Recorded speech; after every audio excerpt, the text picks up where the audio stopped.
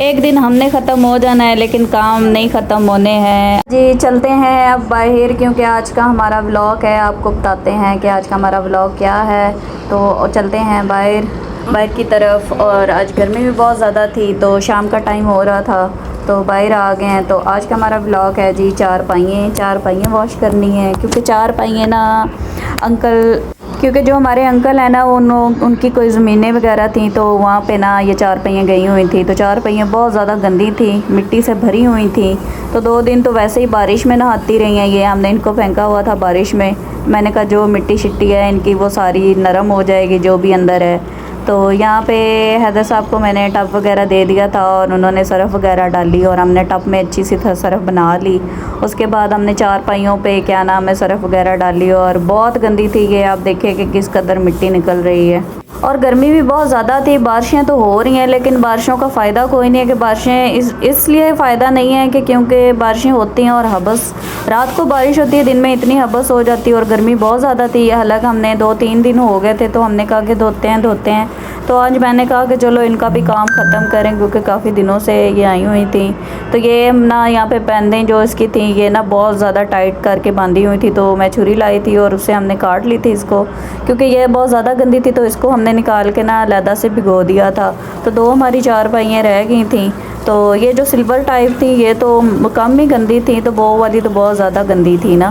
تو گرمی بھی بہت زیادہ تھی تو بس نا تھک چکے تھے. بازو کہہ رہے تھے کہ اب بس کر دو لیکن کیا کرتے کہ یہ دھونی تھی. تو یہاں پہ ہم نے ڈنڈا لیا اور ڈنڈے سے ان کو اچھی طرح سے پیٹا کیونکہ ہم نے کہا کہ اتنی مٹی کہاں سے لے کے آ گئی چار پائیوں. میں نے حیدر کو ڈنڈا لا کے دیا. میں نے کہا کہ برشوں سے تو یہ نکلنی نہیں ہے تو آپ اس سے تھوڑا اس کو کٹیں. تو اس کی نا مٹی بہت زیادہ ان میں تو توبہ بہت ہی مٹی تھی, اخیر مٹی تھی.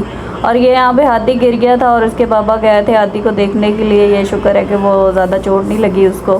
تو یہاں پہ پھر یہ کیا نام ہے 2-4 پائیں ہماری ہو گئی تھیں. تو یہ رہ گئی تھیں کیونکہ 4 پائیں گندی بہت تھی تو ٹائم کافی لگ گیا تھا ہمیں. تو شام ہوتے کافی ٹائم 2-3 گھنٹے ہمیں نا 4 پائیوں پہ ہی لگ گئے. تو اس کے بعد یہ ہے کہ موسم بھی کافی تھوڑی سی نا ہوا چلنے لگ گئی تھی. گرمی کی وجہ سے تو ہم باہر آ نہیں رہے تھے تو اس لیے نا کیا نام ہے اگر آپ کو میرا ونی ولاگ اچھا لگا ہو تو لائک ری پوسٹ اور بیل لائکن کو دبا کے جایا کریں کیونکہ میں بھی بہت محنت کرتی ہوں اپنی ویڈیو پہ. تو یہاں پہ انکل آئے تھے تو ان سے ہم کہہ رہے تھے کہ آپ نے کہاں 4 پائیں پھینکی ہوئی تھیں. 4 پائیں تو بہت زیادہ گندی تھی اور ہمارے تو ہاتھ ہی رہ گئے ہیں 4 پائیں دھو کے برش مار کے. تو یہاں پہ یہ ہے کہ اگر میں تو تھک چکی تھی, میں تو سائڈ پہ ہو گئی تھی. تو حیدر ہی کر رہے تھے سارا کچھ. اور مٹی دیکھیں کس قدر نکلی, اتنی مٹی تھی تو استغفار بہت مٹی تھی. تو یہاں پہ جی ہماری 4 پائیں فی الحال تقریباً ہو چکی تھی, بس ایک ہی رہ گئی تھی. تو یہاں پہ میں کہہ رہی تھی کہ جلدی سے چلو یہ بھی اس پہ بھی ہم نے نا تھوڑا سا وہ کر لیا تھا. میں پانی پھینک رہی تھی اور حیدر وہ سوٹے سے پھر کوٹ رہے تھے کیونکہ ہم کھڑی کرنے لگے تھے تو اس میں نا ابھی تک مٹی نظر آ رہی تھی. تو ہم نے اس کو پھر دوبارہ نیچے ڈالا اور پھر اوپر اچھے سے نا پریشر سے پانی پھر ڈالا نا. تو کام تو صبح کے کافی تھے صفائیاں وغیرہ کرا کے کیونکہ سب کٹھے ہوئے ہیں. باجی کے بیٹے بھی باہر سے آ گئے ہوئے ہیں تو سارے فیملی نہ کٹی ہے. آپ کو پتہ ہے کہ پھر سب کٹھے ہوں تو پھر کام بھی کافی زیادہ ہوتا ہے. تو صفائیاں وغیرہ کی تھی تو پھر یہ ہم نے نا شام کے ٹائم میں دھو لی تھی. تو پھر میم نے اندر سے کال کی. میم کہتی کہ کیا کر رہے ہو. میں نے کہا کہ ہم تو 4 پائیں دھو رہے ہیں. تو یہاں پہ میرے بھی کپڑے فی الحال سارے گیلے ہو گئے تھے اور حیدر کے بھی گیلے ہو گئے تھے. ہونے ہی تھے کیونکہ پانی پریشر سے پھینک رہے تھے تو وہ بس کپڑے بھی گیلے ہو گئے. اور شام کا موسم چیک کریں کیسا ہے, کبھی بادل آ رہے تھے کبھی جا رہے تھے, بس اسی طرح ہی تھا. تو یہاں پہ ہم نے سارا سین وغیرہ صاف کر لیا تھا, کام ہمارا ختم ہو گیا تھا. اب چلتے ہیں اپنے کمرے کی طرف. تو یہ بیک سائڈ والی کچن والی سائڈ پہ گلی ہے, یہاں سے بھی ہم چلے جاتے ہیں. تو میں حیدر کو کہہ رہی تھی آ جائیں تو ہادی کو بھی لیتے ہیں.